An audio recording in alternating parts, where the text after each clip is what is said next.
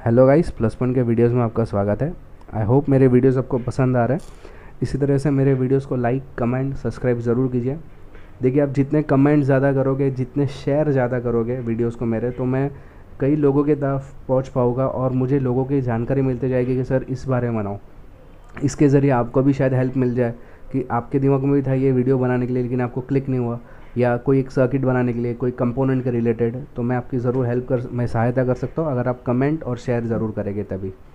मैं बहुत सारे वीडियोस बनाने वाला हूँ, लेकिन मुझे पिछले टाइम से बहुत रिक्वेस्ट आ रही है, सर इन्वर्टर सर्किट के ऊपर वीडियो बनाइए। तो मैंने इसके लिए पहले एक वीडियो बनाई जो कि है बैटरी चार्जिंग के लिए, यानी बैटरी को चार्जर बनाना है 230 वोल्ट से 12 वोल्ट में कैसे कन्वर्ट करके चार्जर बनाया जाए। उसके ऊपर मैंने एक पिछला वीडियो बनाया था। ये जो मैं वीडियो बनाने जा रहा हूँ वो है इन्वर्टर सर्किट। पहले मैं बता दूँ इन्वर्टर सर्किट है क्या। तो अभी रेक्टिफायर क्या काम करता था, रेक्टिफायर का काम था एसी करंट को डीसी में कन्वर्ट करना। अगर आपने मेरा वीडियो देखा रहेगा तो आपको शायद मालूम रहेगा, नहीं देखा रहेगा तो पहले आप वो देख लीजिए, बाद में ये देखिए। तो ये इन्वर्टर एग्जैक्टली उसका उल्टा, यानी मुझे बैटरी से पावर लेने का है और उसको एसी में कन्वर्ट करना है, यानी डीसी में से एसी में कन्वर्ट करना है, 230 वोल्ट में कन्वर्ट करना है। तो उसके लिए जो इन्वर्टर सर्किट लगेगी वो मैं आज आपको वीडियो में दिखाने जा रहा हूँ। तो ये सर्किट आप कैसे बनाओगे, इसके लिए कौन से कंपोनेंट यूज़ होते हैं, चलिए देखते हैं। कंपोनेंट जो इसके लिए रिक्वायर्ड रहेगा वो है पहला एक मेन आईसी CD4047। ये आईसी का नंबर है, याद रखिए। ये 4047 बहुत ही बेहतरीन आईसी है। ये ए स्टेबल मोड पे चलने वाली आईसी है। मैं बताऊँगा आपको ए स्टेबल और मोनो स्टेबल क्या है, इसके बारे में आगे मैं डिस्कस कर रहा हूँ। खाली आईसी का नाम है CD4047। ओके। रजिस्टर्स लगेगा कुछ इसमें, एक 1K का रजिस्टर लगेगा, एक 18K का रजिस्टर लगेगा और दो रजिस्टर 100 ओम्स के लगने वाले हैं। ओके। कैपेसिटर एक लगेगा 0.22 माइक्रोफेराइड का, एक ही कैपेसिटर लगने वाला है।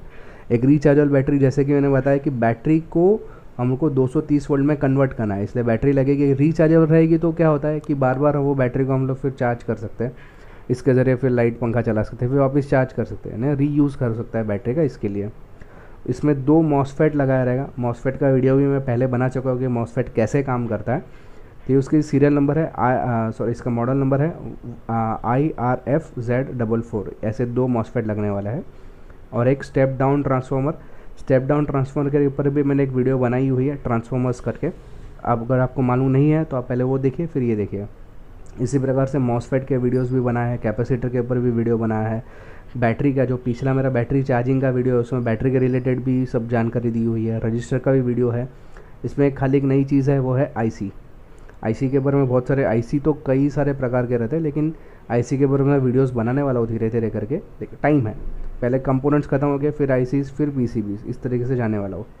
लेकिन ये बहुत रिक्वेस्ट आ गई, इसके लिए मैं इन्वर्टर सर्किट का वीडियो मैं पहले बना रहा हूँ। ये सर्किट बनाने से पहले ध्यान रखिए कि ये एसी पे चलने वाली सर्किट है, एसी आउटपुट देने वाला है। तो अगर आपको पूरी तरह से जानकारी नहीं है तो ये मत बनाना, ये एक्सपर्ट लोगों के लिए ही बनाने के लिए सलाह मैं दूँगा। ओके। जो स्टेप डाउन ट्रांसफार्मर लगेगा वो 230 वोल्ट से 230 वोल्ट को 12012 में कन्वर्ट करेगा। इस तरह से ये transformer, step down transformer basically इसका प्राइमरी 230 रहेगा और जो सेकेंडरी वाइंडिंग है उसमें 12012। अगर आप दुकान वाले को पूछ लेंगे तो उसको बता देगा। और 5 एम्पियर का मुझे ट्रांसफार्मर लगेगा। ओके। चलिए आईसी के बारे में थोड़ा सा देख ले। ये CD4047 बहुत ही बेहतरीन आईसी है। अगर उसके पिन्स की मैं बात करूँ, अगर आपको आईसी के बारे में कुछ भी आइडिया नहीं है तो मैं आपको समझा दूँ कि आईसी के अंदर ये पिन्स रहता है और हर एक पिन का अलग अलग कुछ मतलब रहता है, हर एक पिन कुछ अलग अलग यूज़ करती है। इसमें आप देखोगे तो ये डॉट दिख रहा है ना, ये डॉट इंडिकेट करता है एक नंबर, क्योंकि आईसी पे पिन लिखा हुआ नहीं रहता है। तो डॉट जहाँ पे रखेगा तो वहाँ पे समझ में आता है कि 1 नंबर की पिन है, ये 2 नंबर, ये 3 नंबर, 4 नंबर, ऐसे 14 नंबर तक। फिर नीचे से उल्टा गया हुआ देखो, 8 9 10 11 12 13 14। हर एक पिन का कुछ मीनिंग है। जैसे कि 14 नंबर पे देखेंगे VDD, यानी यहाँ पे से करंट अंदर जाने वाला है, ये पॉजिटिव है। ये VSS मतलब नेगेटिव यहाँ पे टच होने वाला है। हम लोग सर्किट का जो नेगेटिव टच करेंगे, बैटरी से जो आने वाला पॉजिटिव नेगेटिव यहाँ पे टच होने वाला है।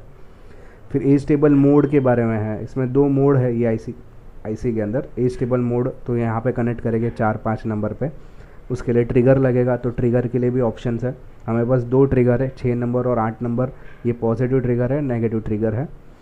फिर री ट्रिगर करने के लिए 12 नंबर की पिन है, टाइमर्स के रिलेटेड पिन्स है।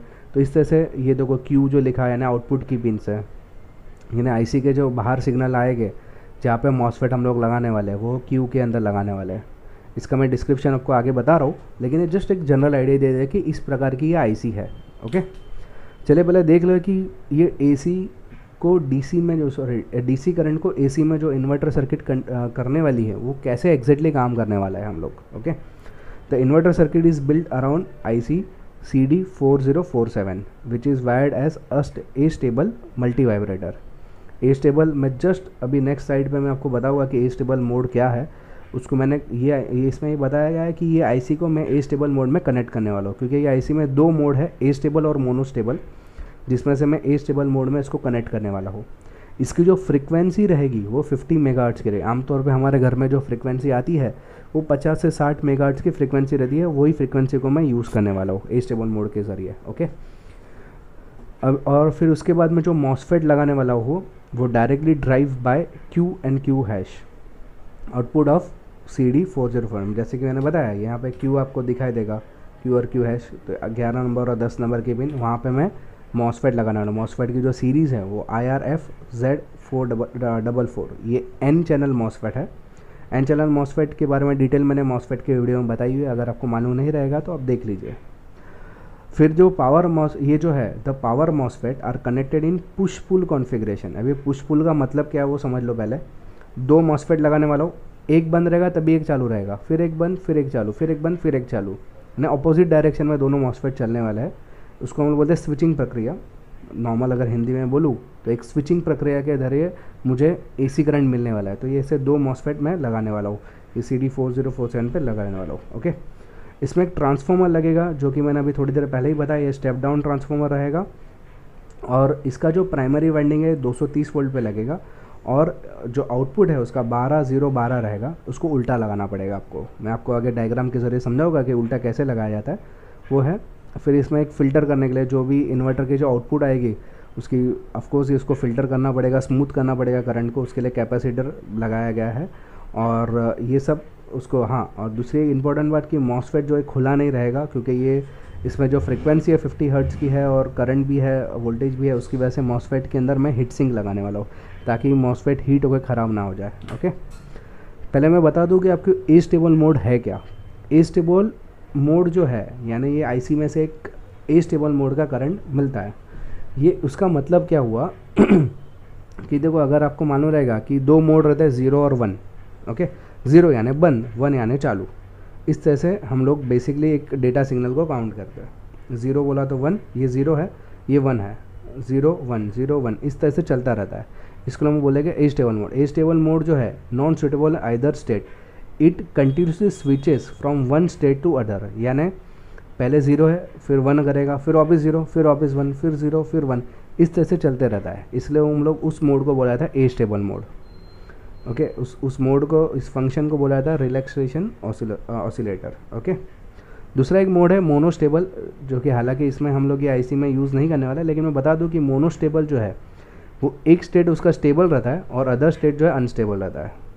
हालांकि इसमें डिटेल में नहीं बताऊंगा क्योंकि इसमें दो मोड है, ए स्टेबल मोड में हम लोग उसको काम करवाने वाले हैं। ओके, अभी मॉसफेट की बात करूँ तो मॉसफेट जो है पावर मॉसफेट है। इस मॉसफेट को बोला जाता है पावर मॉसफेट। ओके, इसमें जो पहली पिन है वो गेट रहेगी, बीच वाली पिन ड्रेन और ऊपर वाली भी ड्रेन रहेगी, और ये जो पिन है वो है सोर्स। याद रखिए, ये गेट है, ड्रेन है और ये सोर्स है। ये एन चैनल मॉसफेट है, आप देख सकते हैं ये एन चैनल मॉसफेट है। ओके इस तरह से ये मॉसफेट काम करने वाला है। तो बेसिकली इसका जो एम्पलीफाइंग यानी पावर एम्पलीफाइंग का बेसिकली इसका काम रहेगा, ये CD4047 जो उसके असिस्टेबल मोड पे लगाया जाने वाला है स्विचिंग करने के लिए। अभी देखो सर्किट डायग्राम है ये आप देख सकते हैं 12 वोल्ट की बैटरी मैंने इधर कनेक्ट की है। पॉजिटिव लाइन है या नेगेटिव लाइन है। ओके, पॉजिटिव लाइन पे आप देखोगे तो 4 नंबर की पिन, 5 नंबर, 6 नंबर और 14 नंबर। याद रखना, ये 4 नंबर, 5, 6 और 14 नंबर की पिन याद रखना। ये VDD जो लिखा है ना, यानी इन के लिए है। तो इतनी चीज़ें मैं आपको पॉजिटिव लाइन पे लगाने वाला हूँ, और नेगेटिव लाइन पे मैं 7, ओके 8 पॉजिटिव ट्रिगर आ जाएगा, फिर MR एक आ जाएगा और 12 नंबर की पिन रीट्रिगर करने के लिए। ओके, तो इस तरह से ये पॉजिटिव नेगेटिव की लाइन्स है। फिर 10 और 11 नंबर के पिन है, 10 और 11 नंबर के पिन ये एक रजिस्टर से कनेक्ट हो रही है। देखो यहाँ पे मैंने बताया था कि 100 ओम्स के 2 रजिस्टर लगने वाले हैं, तो 100 ओम के रजिस्टर यहाँ पे बिठाए गए इसकी प्रोटेक्शन के लिए। ओके, इसकी गेट के जो सप्लाई जाने वाली है 11 नंबर से एक मॉसफेट को जाएगी और 10 नंबर से एक दूसरे की मॉसफेट के गेट पे जाने वाला है। तो इसके प्रोटेक्शन करने के लिए ये 2 मॉसफेट यहाँ पे 2 रजिस्टर लगाए गए हैं। ओके, ये जो मॉसफेट है ये दोनों आपस में स्विचिंग प्रक्रिया करते हैं। स्विचिंग प्रक्रिया का मतलब ये होता है एक चालू एक बंद, एक चालू एक बंद, जिसके ज़रिए जो आउटपुट निकलेगा वो एसी करंट के जैसा दिखाई देता है। और ये जो कैपेसिटर और यहाँ पे 1K 18K का एक रजिस्टर बिठाया गया है 1 नंबर और 3 नंबर के बीच में। देखो 1 नंबर और 3 नंबर के बीच में, और 2 नंबर ये दोनों को आपस में ज्वाइन करने का काम करता है। यहाँ पे कैसा आउटपुट जो सिग्नल आने वाला है उसको फ़िल्टर करने का काम यहाँ से होता है, आउटपुट के सिग्नल को। फिर ये जो है T1 जो है ट्रांसफार्मर लगा हुआ है, यानी इसमें मैंने बताया था कि एक में 12 वोल्ट है, 0 और 12। तो 0 जो डायरेक्ट कनेक्ट हो जाएगा पॉजिटिव लाइन से, फिर 12 एक जो पहला वाला जो 12 है वो इस मॉसफेट के ड्रेन पे कनेक्ट होगा और दूसरा जो है दूसरे मॉसफेट के ड्रेन पे कनेक्ट होगा। फिर जैसे ही करंट इसमें से पास ऑन करेंगे, यानी करंट जैसे ही चालू करेंगे, यहाँ पे वेव्स बना चालू हो जाएगा। मैंने आपको बताया कि ये ए स्टेबल मोड पे काम करता है, यानी प्लस माइनस 0 1 0 1 इस तरीके से सिचुएशन यहाँ पे आते रहेगा करंट, और ट्रिगरिंग यहाँ पे होता रहेगा। प्लस पे ये चलेगा, माइनस पे ये चलेगा, फिर प्लस माइनस इस तरह से ट्रिगरिंग होते यहाँ से करंट मेरा आउटपुट मिलना चालू हो जाएगा। एक बार करंट यहाँ से आएगा, एक बार करंट यहाँ से आएगा, फिर यहाँ, फिर यहाँ, फिर यहाँ, फिर यहाँ। इस तरह से जो मुझे आउटपुट मिलेगा वो बहुत ही बेहतरीन आउटपुट मिलेगा, जो कि एसी का आउटपुट रहेगा। ओके, एसी जो सर्किट है उसमें जो आउटपुट जो चाहिए हमको उसी प्रकार से यहाँ पे आउटपुट मिलेगा।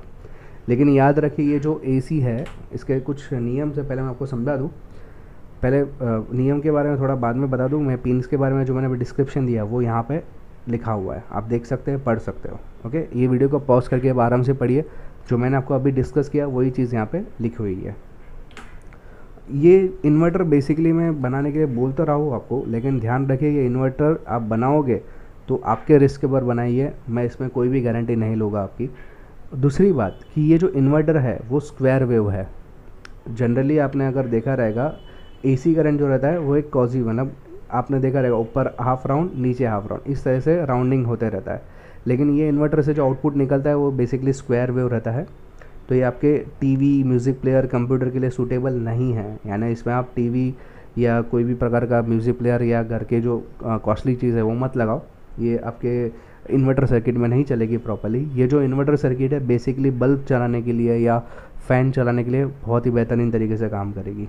ओके, क्योंकि उसमें आप जो फ्रिक्वेंसी रहेगी या जो वेव्स जो रहेगा स्क्वायर वेव डालेंगे तो भी वो काम कर लेता है। ये 50 मेगाहर्ट्ज़ पे काम करता है, सो दैट ये पल्स बहुत अच्छे जनरेट करता है। इसकी वजह से आप बल्ब वगैरह एकदम आसानी से चला सकते हो। आई होप मेरा ये वीडियो पसंद है आपको, क्योंकि थोड़ा सा अटपटा वीडियो है, थोड़ा सा कॉम्प्लिकेटेड वीडियो है। जिसको सर्किट डायग्राम की प्रॉपर जानकारी है वही इस वीडियो को देख के फॉलो कीजिए और सर्किट बनाइए। जो लोग नए हैं इलेक्ट्रॉनिक फील्ड में, कृपया इस ये जो मैंने वीडियो बनाया है ये खाली समझने के लिए आप समझ लीजिए, लेकिन आप अभी बनाइए मत, क्योंकि मैं आगे बहुत अच्छे अच्छे वीडियोस बनाऊंगा। इससे भी कई अच्छे वीडियोस भी मैं बनाने वाला हूँ। आप पहले कंपोनेंट्स के बारे में देखिए, कंपोनेंट को समझिए, स्टेप बाय स्टेप आगे बढ़िए, तभी ये वीडियो आपके काम में आएगा। और जो लोग इलेक्ट्रॉनिक्स में अच्छी खासी जानकारी रखते हैं उनके लिए तो बेहतरीन वीडियो है। ये अगर ये इस तरीके से आप इन्वर्टर बनाओ तो घर के अंदर आपको कभी बिजली की प्रॉब्लम नहीं आएगी। लाइट जाने पर आप बैटरी के ज़रिए आपके घर में 3 से 4 बल्ब आप आराम से जला सकते हो, और ये अच्छी रोशनी भी देता है। ओके, आई होप मेरा वीडियो पसंद आए। Thanks for listening.